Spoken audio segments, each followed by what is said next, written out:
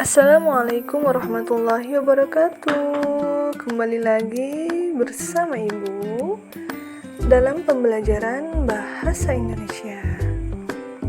Apa kabar anak-anakku? Semoga selalu berada dalam keadaan sehat ya.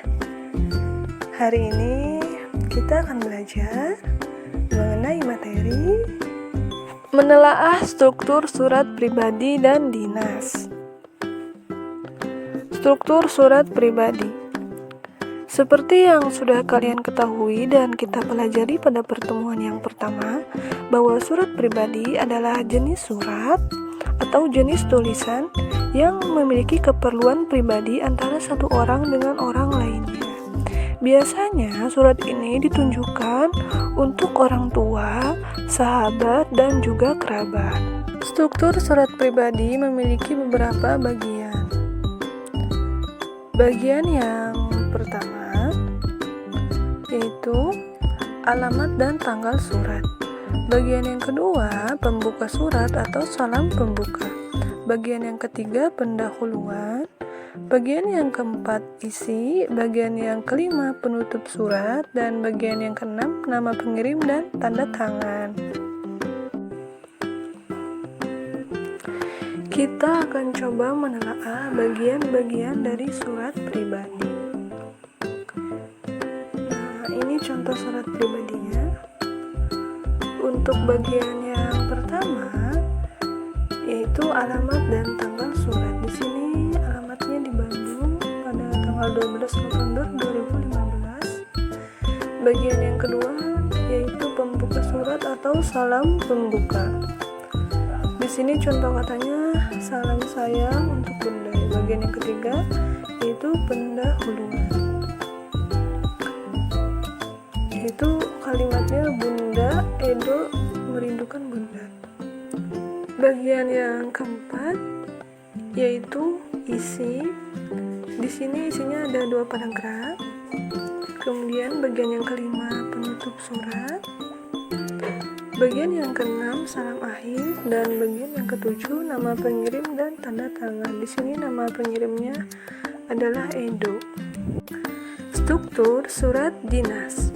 Surat dinas adalah jenis tulisan atau jenis surat yang memiliki keperluan kedinasan, lembaga yang bersifat resmi.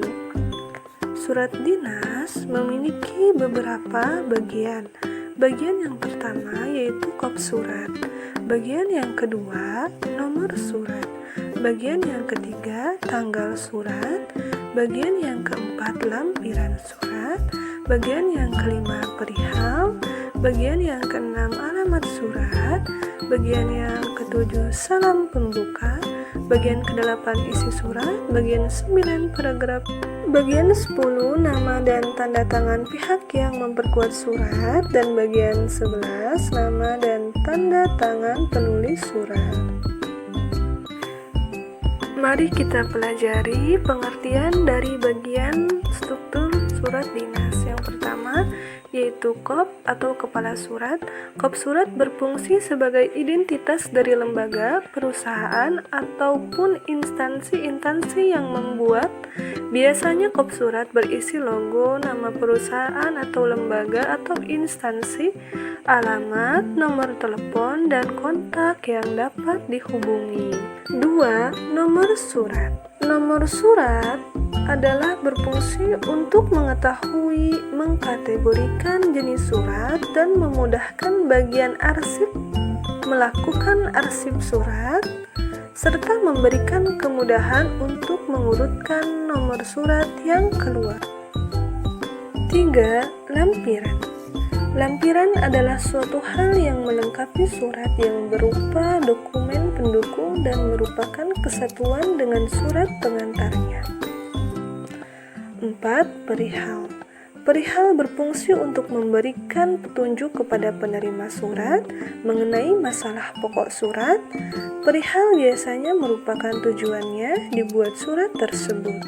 Sekarang kita akan coba menelaah bagian-bagian surat dinas.